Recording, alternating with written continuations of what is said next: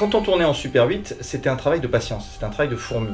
C'est-à-dire que vous pouvez pas se dire tiens, on ne sait pas quoi faire ce week-end, on va faire un film en Super 8. C'était une vraie démarche qui était laborieuse.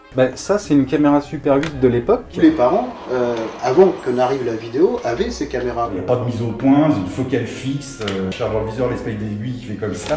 De temps en temps, c'était moche, c'était sous-exposé, surexposé, et des fois, c'était beau.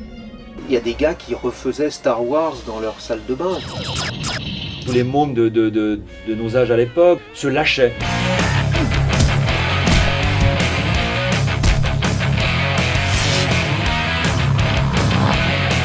En film Super 8, c'est comme ça fait 8 mm. À mon avis, si je porte des lunettes aujourd'hui, il y a des chances que ça soit un peu à cause de ça. C'est ce qui intéresse le plus les auteurs des films, c'est de faire des effets spéciaux. Mon pitch, c'était je tue des gens, je montre du gore. Et tu vas prendre plus vite de sang à la figure. Toutes les scènes un peu gore, je regardais en bas de l'écran, j'avais les jetons. C'est un pitch assez réduit. Mais qu'est-ce que c'est ce bruit? Après, tout le monde jouait comme des patates. T'avais des efforts, mais aucune crédibilité dans le jeu d'acteur. J'avais recruté mes parents pour tourner. Il y avait l'interview de sa mère notamment qui disait « Ah mais je comprends pas pourquoi il fait ça, mais je joue dedans quand même !»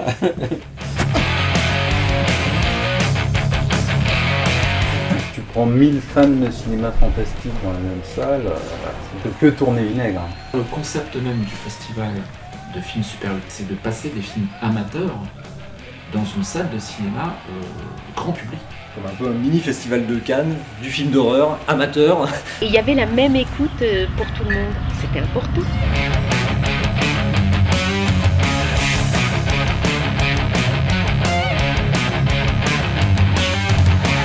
L'école du Super 8, t'as toutes les galères du cinéaste, avec souvent que les inconvénients et pas tous les avantages. Ah oui, c'est vrai que c'était difficile. Malédiction française, c'est qu'on a inventé le cinéma fantastique avec Méliès, mais après on passe la balle en touche, et ça j'espère que ça va changer.